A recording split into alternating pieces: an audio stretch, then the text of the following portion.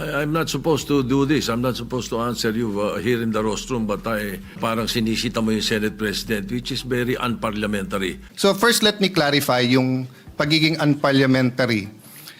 You cannot argue with the presiding officer. Klaro yon, we all agree on that. But you can ask a question sa Senate President.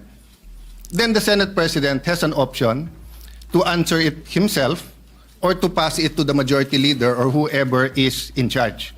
But in this case, last week, because it was a decision by Senator Soto, our Senate President, hindi lang ng majority, our Senate President, you chose to answer it from there, which is your privilege.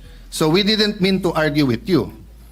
But the procedure would be to either ask someone else to explain it or for the Senate President to go down at dito po mag-argue so that we do not argue with the Senate President. At yun na nga mga kabayan, pag-usapan niya po natin, ito pong rebat ni Senator Cayetano. Dito nga po sa sinabi ni Soto kay Senator Bato na kung saan, sabi po niya, yung ginagawa pong pagtatanong ni Senator Bato, di na bagay unparliamentary. Dahil siya nga daw po, isang Senate President Parang kumbaga, sabi ni Tito Soto, ba't mo kailangan akong tanungin? Unparliamentary yan. Ba't mo ko kine-question? Yung ginawa ko, parang ganun Ay, hindi ko nagustuhan si Senator Cayetano. Kasi bantakin niyo mga bayan, nung panahon po ni Chis Escudero, diba? Itong mga to, mga ulupong na yan, lalo na po si Mig Subiri, tira ng tira. Kay Chis Escudero na kala mo daw, keso ganyan, bias daw ganito. At ikaw, isa ka pa, Tito Soto, di ba? Hindi ka pa nga nakakaupo bilang senador, tinitira mo na nga si Senator Chis Escudero nun di ba? Sa pamamalakad niya bilang Senate President. Pero may narinig po ba kayo na sinabi ni Senator Chis Escudero na, hindi, unparliamentary ang ginagawa mo, bakit mo kine-question yung decision ko bilang Senate President? Ay, di ba? Ang narinig po yan ni Senator Alan Peter Cayetano, diyan kay Soto, nagpantig po yata yung pandinig ni Senator Cayetano.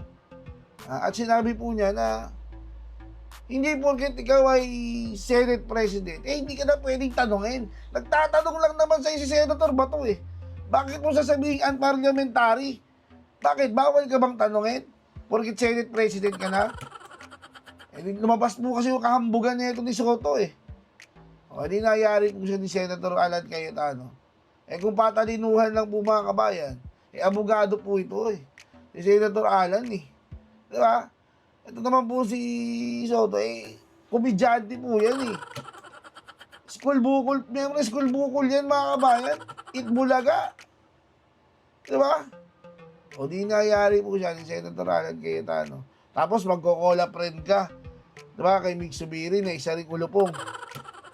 Di ba? Antitibay ninyo Kung si Senator Chis, tira kayo ng tira, hindi nga kayo sinasabihan. Ngayon kayo ang nagtatanong lang sa inyo, sasabihin ninyo, unparliamentary si Senator Bato. No. Diyan kayo nagkakamali. Akala nyo, papabayaan kayo ni Senator Alan Cayetano. Hindi nangyari kayo. Ito mga kabayan, panoorin po natin yung tagpo na kung saan, tinabagay hindi nagustuhan. Senator Alan Cayetano, itong tabas ng dila, ni School Bukol, at ni Mig Subiri. Senator Alan, tirahin mo. Pasok. The majority leader to place on record the recommitment of Mr. Hernandez. When I said namatay sila na sama ng loob, we were addressing the trolls. Because it was the trolls who were saying something to that effect. Na misunderstood nila completely. I'm not supposed to do this. I'm not supposed to answer you here in the rostrum, but I cannot help but do that because you took the floor. And parang sinisita mo yung Senate President, which is very unparliamentary. But nevertheless, I will answer you.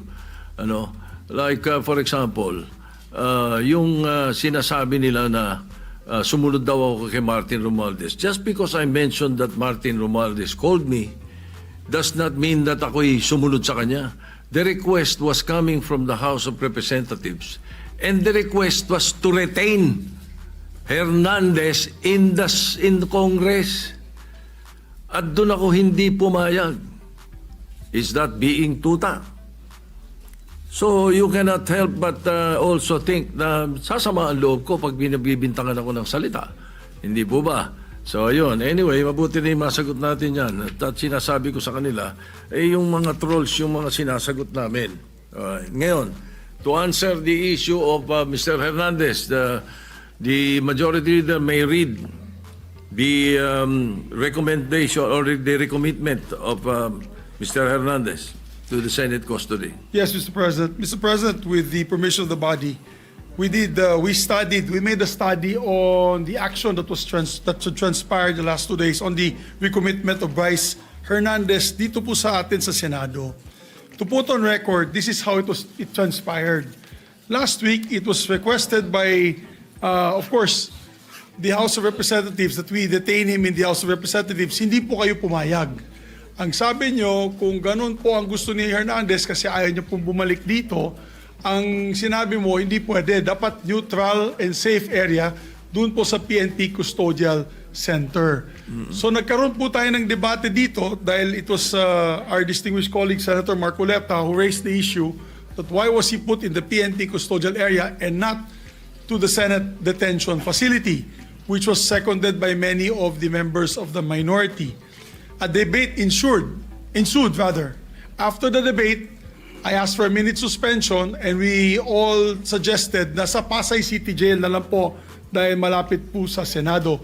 Pero let's not forget the fact that originally, the position of the minority was to bring him back to the Pasay City detention. It was only I who made the recommendation during the break that we keep it in Pasay City Jail because I approached the minority and you all agreed to my recommendation. And then after we started the session once more, the motion was done by the minority, graciously done by the minority, to move him instead to the Pasay City Jail. But upon consultation of the chairperson of the Blue Ribbon Committee, Senator Lacson, the Senate President granted the request as the chairperson of the Blue Ribbon Committee requested that he be brought back to the Senate, which was really, yun talaga ang posisyon ng gusto ng ating minority at the time, para wala ng gulo, pumayag po kayo na dito na lang sa Senado at may request na rin po, for the record, may sulat po si Bryce Hernandez, ang mga abogado niya, na ibalik siya dito at yan po ay confirmed sa kanilang hearing this morning for his writ of amparo before the Pasay City Regional Trial Court. Sinabi po ay doon na lang po ako sa Senado ilagay. So, the Senate President acted on the request na gusto ibalik na lang po dito. Tayo naman po ang tayo naman po ay may kustodiya niya sa kanya. At as a matter of fact, while watching the press con of our distinguished colleague Senator Marcoleta, nung tinanong sa kanya, sinagot po ni Senator Marcoleta ay tama naman po yan. Dapat talaga dito siya sa Senado kasi tayo po ang may kustodiya. Sinabi po ng ating mahal na senador yun. So we also pursuant to Article 6, Section 6 of the rules of the Blue Ribbon Committee, which states, a witness cited in contempt may be ordered to be detained in such a place, be designated by the committee or concurrence of the Senate President by either detention order or commitment order.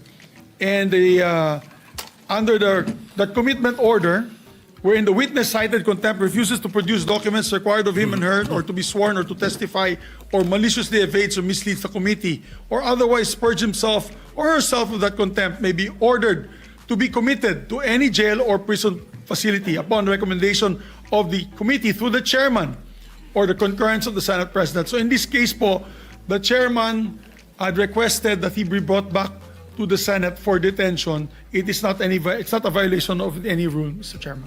Mr. President, thank you. President. Yes, the minority leader is recognized. Mr. President, allow me some, gandang hapon po, and allow me to clarify some, for our own peace of heart and mind, and marami kasing nakikinig din na lawyers, legislators, para lang klaro yung records, no? There are a few things I rely on. I rely on rules. The Bible is full of rules, and I believe kung ano itanim, yan ang anihin. The Senate, may rules yan. So, minority, majority, sigurado tayong masusunod yung rule. And of course, sometimes we misquote each other or we have misunderstanding, but we find a way na mag-usap-usap. Minsan umiinit ang ulo. I thank Senator Bato for bringing it up. I thank the Senate President for clarifying that he was referring to those commenting outside because wala na po ni isa sa minority ang nagsabing tuta.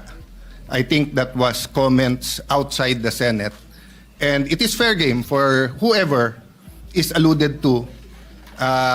Both ways po, di ba? Pagka may sinabi tungkol sa minority, pero hindi naman kayo nagsabi or hindi dito sa floor or sa media sinabi ng ibang kakampi or supporter, fair game yan. Part ng another rule is the Constitution. So first, let me clarify yung pagiging unparliamentary. You cannot argue with the presiding officer. That is what, thank you very much. That is what is unparliamentary. You cannot argue with the presiding officer. Klaro yon, we all agree on that. But you can ask a question sa Senate President. Then the Senate President has an option to answer it himself or to pass it to the majority leader or whoever is in charge.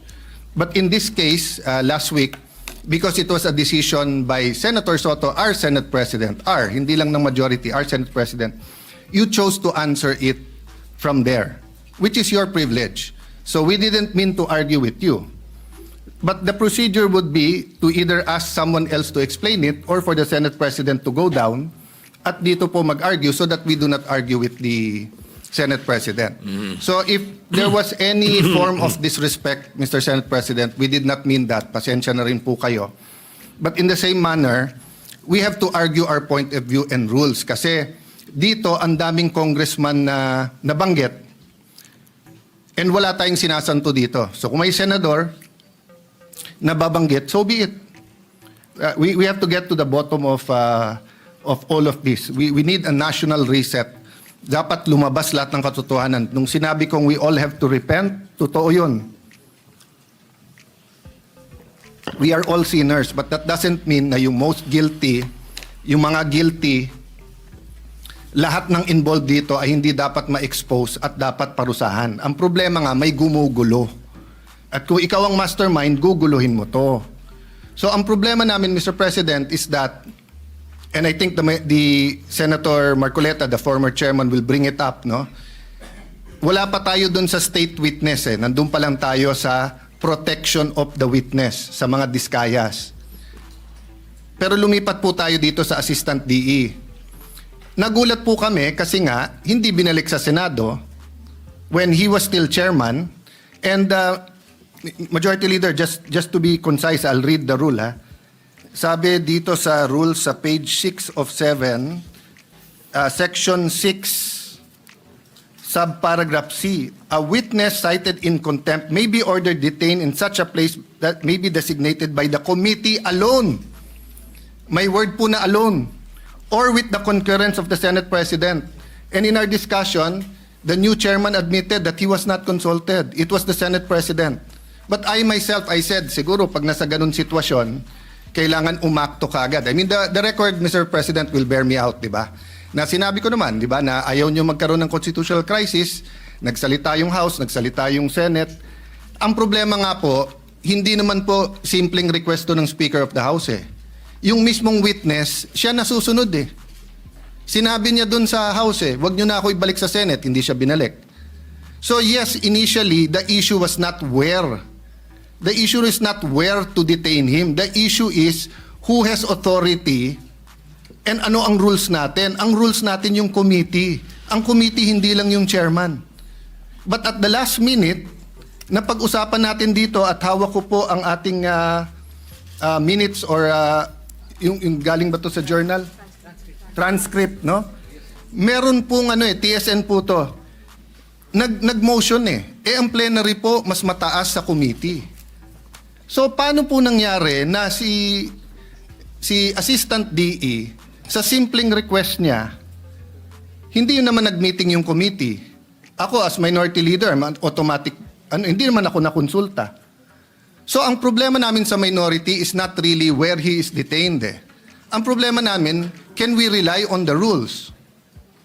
Because ang tamang procedure doon, kung hindi natin pinagbotohan to sa floor, is that either the chairman decides and we all give our concurrence sa chairman, or he informs us, may letter, anong tingin nyo? Then of course, masusunod naman yung majority, minority naman kami. Pero hindi na naman ganun nangyari. Tapos maririnig namin, mababasa na lang namin sa dyaryo or sa internet or maririnig namin ngayon sa majority leader na yun ang naging desisyon. Hindi pwedeng magdesisyon ang plenary tapos mababaliktad na lang ito. So the issue is not just Bryce. The issue is also the rules of the Senate. Ganun din po I don't know who wants to answer this. Ano ba ang rule natin pagdating sa CCTV? So, I put this on record. I will put it on record. Hanga ako kay Senator Lacson mag-imbestiga. And I support him to go all the way. But hindi ba kung meron tayong sinususpetsa dito, you make a request for the CCTV. And then, you have a conclusion. Kasi kung hindi, lahat na lang tayo titingin sa CCTV. Tapos sasabihin natin dito, may nakita akong ganito, pumunta sa media. May nakita ko, pumunta sa ganito. Di ba? So, yes, the government is under attack and that's legitimate. The Gen Zs are rising up. That's legitimate. They should. But we should not attack ourselves.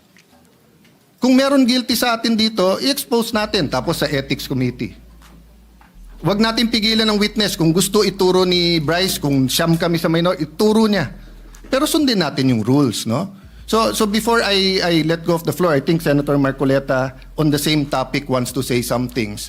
But whether he will say it or not, Mr. President, no? I don't know the pleasure of the body sa plenary. At mas marami naman kayo So kung gusto nyo dito sa Senate, di okay.